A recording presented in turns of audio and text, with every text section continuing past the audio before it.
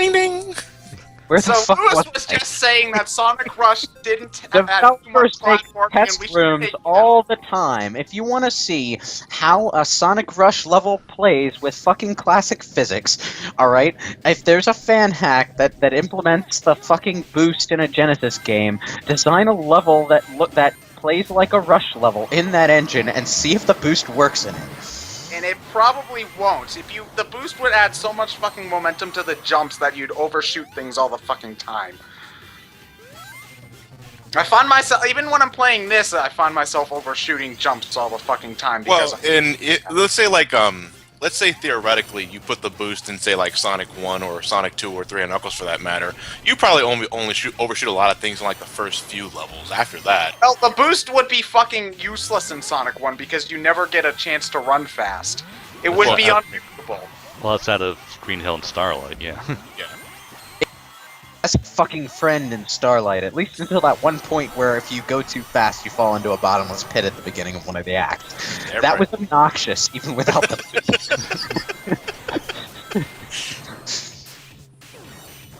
But you know, Sonic Rush's level design, when it does do a platforming section, it doesn't really boost you into it. It will launch you directly upward off a ramp, and then you'll stop dead in your tracks anyway. And that's pretty much that's actually something that happens in a lot of Sonic levels, where if it needs you to stop and platform, it would make you platform. And if you spin dash into that after the fact, that's your own goddamn dumbass fault. Usually, a typical level design in Sonic games, and I think all of them actually, they usually launch you up on a ramp to get you to slow down, or they put you some sort of level-specific gimmick that, while it looks dazzling, by the time you're done with the gimmick, you stop dead in your tracks. Yeah, and then it's up to you to platform however slow or fast you can manage. Yeah. They're not. Those obnoxious fucking beat 'em up runs in my Sonic game. It's why it's the worst zone in the game. You know, in Sonic Rush, all it amounts to is boost left, boost right, over and over and over again. Also, this is stupid. Oh, they even got the fucking elevator section from a Yes! It's an elevator section. What is the point of this bullshit? You know what? This section exists solely to justify having an upper screen. Pretty much. Look, but you're really actually on screen, so you can see where the shadows are rather than seeing the top screen. That's I have a question. Why? And you get hit anyway. On an enemy, you uncurl. You can still jump on them afterwards, though. Yeah, it doesn't really ever. You never really need to hit an enemy from below, or at least. It's not as obnoxious as the jump in Unleashed Generations Colors, where you uncurl automatically when you're going down. And then if you land bounce from enemy to enemy, you'll still count as jumping on them. It's just that he's not in that ball form. And I think even if you jump underneath an enemy, you'll still be bounced upwards after that. At least I think so. And the homing attack is in this game, but you have to hit the R trigger to use it. That's weird. It's really, really weird using the R button. I only found a few specific places where it was actually useful. Well, I would say the homing attack in DS, 2D is necessary, but when you're moving this fast, yeah, in Sonic Colors DS, they map it to the A button. It's weird having it on anything else other than the A. I hate using shoulder buttons on dinky little handhelds like the DS or the 3DS. Well, that's just because the shoulder buttons on the original DS died easily. There's that too, but the size of the handheld makes the shoulder buttons uncomfortable to use after a while. It's like the PSP was wider, the Vita's a fair bit wider. Both of them is because your hands are spaced further apart, so it's not as much of a thing. But when you've got your hands close together, your fingers sort of scrunch up, and it's just It doesn't really bother me too much. It's not something that bugs me right away. It's just extended gameplay. It starts to grate. My fingers start to feel uncomfortable after. Window system, you're supposed to stop and go outside for every. Hey, take a 15-minute smoke break. What is this outside you speak of, Ryan? It's that thing that makes the graphics are great, but the gameplay sucks. Impossible to play on because you can't see the screen. That's what outside is. The only handheld that ever gave me hand cramps from extended gameplay was the Game Boy Advance SP. Oh, the SP. But that's just because it was like a fucking square. It's tiny. It's tiny as hell, and it has no fucking You guys ever play the Game Boy Micro? headphones. Yes, I have. I have not. Uh, I'm not fucking stupid enough to buy one. I wasn't either. I but my didn't buy brother one, but I was. played one. You experienced it. Yeah, Worst idea Nintendo ever had. Virtual Boy. Granted, not as bad. Apart from that, That's a class of its own. to be Well, fair, here's the thing with the Game Boy Advance. You either had a system that was comfortable to play, but you couldn't see the screen, which was the original Game Boy Advance. Or you could see the screen just fine, but you couldn't hold the fucking thing, and that was the Micro and the SP. Or you Yeah. could just use the Game Boy player, and then... Oh wait, but if you use the Game Boy player, you didn't have pad. You just can't win. wait, what? No If you fun. tried to use the Game Boy player, you were either stuck with A, using the control stick as a D-pad, which sucks, or using Aren't the there- GameCube's D-pad, which also It's sucks. very Aren't there tiny. like third-party controllers you can use for Those that? third-party controllers cost $100+. Oh fuck! Trust me, I looked it up when I was getting ready to record Fusion for this channel. Were those the original prices or just the late? Well, originally it was probably like 30, but GameCube controller nowadays is harder than you'd think it would be. Well, a Game Boy player controller anyway. GameCube controllers are still pretty relatively cheap. Oh, really? Huh. Yeah, you can get them for about $20. 20, Okay, 30 well bucks. that's good because my brothers were assholes and they ripped the padding off of most of my GameCube controllers. What is your deal with your brother? Are you They're savages? fucking assholes. They were also like they were also born right around the time the GameCube was released, so they were also. Man, my sandwich is cold. You knit earlier. Oh,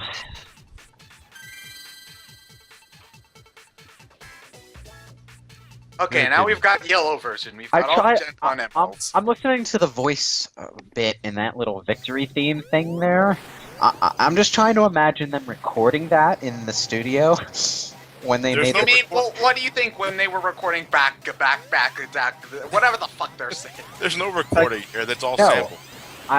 Yeah, I'm trying to imagine them recording the samples for that with a straight face. People doing the samples with a straight face. I don't think they had one when they were recording Can you it. feel the sunshine, Lewis? Okay, so we got us. You got. Okay, here's your direction. That You got at us least saying right there, Lyrics, right but, on, right there. What Bottomless the fuck? pit. That was bullshit. And you're back at the beginning. There were no checkpoints. Oh man. Fucking hell. And What this if is not it's even desert the levels worst and of it. wasting your time. Okay, I guess I'm taking the bottom route then. Oh, I'm Also, okay. what a clever use of the boost. Push giant blocks. No, that's just more because I always have the Y button held down. Yeah. Well, that's what they intend you to do. Well, it makes the fucking block pushing not as obnoxious. Why is there fucking block pushing to begin with? Because now you Marble can. Zone nostalgia. Marble Zone, nobody liked it in Marble Zone either. You didn't. See, we didn't need Knuckles for this shit. We don't need Knuckles for anything. It's just like you had to turn Knuckles to kill these guys and heroes. Nope. Boost, bitches. Well, they took more than 3 hits. This entire game is Sonic learning a new ability and just getting high off it. And he can't stop using it. Ooh, that was close. Now you see, if the classic physics were in this game, you would have careened off the edge anyway. Yeah. At least in this one, you can fix yourself. At least in this one, you can stop in midair on a dime. Like, yeah, I like physically accurate, but if they let me save myself from Well- death, I don't give a shit. Not physically accurate. Those round things. If it were physically accurate in the classics, that sort of stuff would have been impossible because you'd fly off every time you tried to run around them. But it's not so much physics. It's not so much that the physics need to make perfect sense.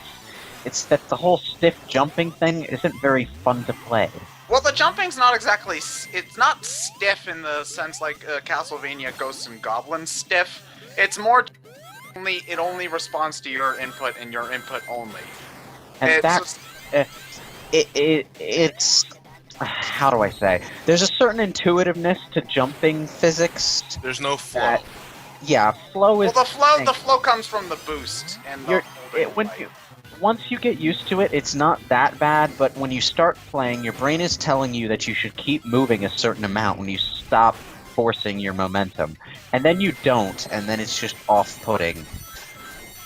Oh, And I don't like. There's never really a point in the classic Sonic game. Let go of the D-pad in order to make a certain jump because of your But momentum. that's how you precision. Not really. Like I'd always press back if I'm about to open. Also, wow, we've transitioned into a random-ass arcade-style beat-em-up from the 90s. Where you can't spin dash, so if you don't have your boost at this point... Actually, you know what? This is like the one point in the game where the homing attack's super useful. Because it's basically when you run out of boost, it's pretty much the only way to reliably hit enemies in this. If you know it's there in the first place. Streets of Rage with Sonic in it. I don't get... This is just Grab a a random... paw. What's with the random 3D part here, though? I don't get it. Why do these sections exist? Why does this level exist? No, this isn't section this is not, you say plural there, but this is the only time in the game where this happens. Well, the other elevator section was just as pointless. This is just doubly pointless because it's like, you know what? I think by this point in the game design process, the developers realized that if they focused entirely on boosting to win, it would become really, really stale fast. They started throwing in gimmicks to make it more various, but the gimmicks they use just don't really mesh at all.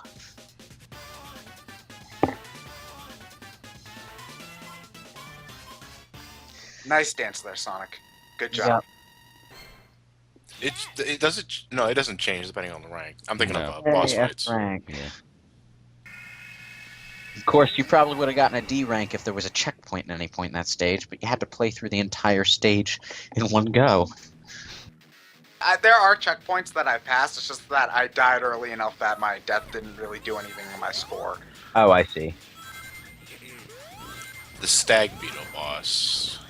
This is I think one of the less obnoxious... Okay, never mind. You couldn't believe it, Ted. Well, no, I was You actually got hit by his incredibly telegraphed attack. No, I was funny jumping thing is- into it when it was normal, and it changed right before I was about to hit the ball. You know what the fun thing is? An actual stag beetle full of dung at you. Eat shit, Sonic. You want to know one thing, though, I don't like that Rush introduced, actually, and forgive me if it was actually in advance first, I don't remember, but ring physics. The bouncing of the rings. The more you get hit, the farther your rings bounce. That was it was a rush. In the classic games, the rings would always go in a set direction when you got hit. Basically, they'd spread out in a ring in a sort of semi. Tower of Made Fail. them. It happened every time. It made them fairly predictable. They would only start actually physicsing after they started bouncing off things. That's a verb. The problem with the ring physics, No. or whatever the fuck you want to call them, is that it's only ever a problem in the boss fights, which already go on for far too long. So really, it doesn't matter how the whole collecting your rings to get back your to get another chance to do the boss fight doesn't really matter, because after like 3 or 4 hits, you're pretty much going to be out of rings no matter how good you pick up again. Because the game it just won't let you pick them up after a certain point. They'll just fly too far and disappear before you can even pick them up again. It's just, it makes the boss fights take even longer because it makes you more likely to die. I'm so glad we have a second screen, because we couldn't have fit a health bar in the first one. And I just wanna have Tails giving us Tails some cheering. rounds. Tails is fucking obnoxious. Ugh. He's also playing the invisible maracas. I don't need him shouting No, incredibly... what he's playing is the Wii version of Samba de Amigo. Sonic. He's Ska-cha-cha. playing the Wii version of Samba de Amigo. This is one of the Sonic games which has the most obnoxious voice acting, and there's only like 6 lines. It's You not have really. It's not even just the voice acting. It's kind of the sound sample quality. No, it's just I don't need Tails telling me that I'm almost there, because as soon as I die, I have to start all the way over again. Where is Tails during all this? Where is he watching from? He's in Why the bottom is he not screen. helping me. It's in the bottom screen. Hey Tails, you want to get a hit in here? You remember the good old days when we'd fight bosses together and I'd let you get hit? Who can fly? You do something. I just sort of avoid getting hit the entire time, and you'd invincible spam your way to victory. Those were the days. He tells me Tails is holding a vendetta this entire time. Thus this game's existence. The penny, You want to know what I think he's the doing? penny, I think John, the penny. he's eternally straightening a stack of invisible paper. That's what he looks like he's doing to me. I can't tell if these papers are lined up yet. That's because they're invisible, invisible. Tails. He's modeling clay. Making an invisible etch-a-sketch. Gotta love the triple take there. That was necessary. Where are you going to fly off to? That wall there? Oh wait, you're going. I have a logic question. They call Eggman Nega, which is obviously negative, like he's the opposite Eggman from the opposite dimension, etc., etc. Why does the other dimension append That's just his name. Nega to his name? That's Why just he was born, and then his parents went, okay, so we're gonna name our son Eggman Nega, because they knew he'd be a villain in an alternate dimension. But that's his someday. full name. It's just. It's like I get why the developers named him that. I get why he's called that in the game from a gameplay plot standpoint. You're It's just when thinking you, too hard about it. I'm trying to think about logic in a game that's trying to have a story. Shut up. The game. You can ignore everything that happens in this game's story, honestly. Like here, we're talking to Cream's mom, and it does absolutely nothing. Oh, Sonic well, the Hedgehog, the visual novel. Yeah. Are you going to date? Are you going to date Amy? Please. What? Cream's mom. I wonder which path is going to have the obligatory lesbian friend that gets all sad when her friend's not lesbian too. That's Amy's story.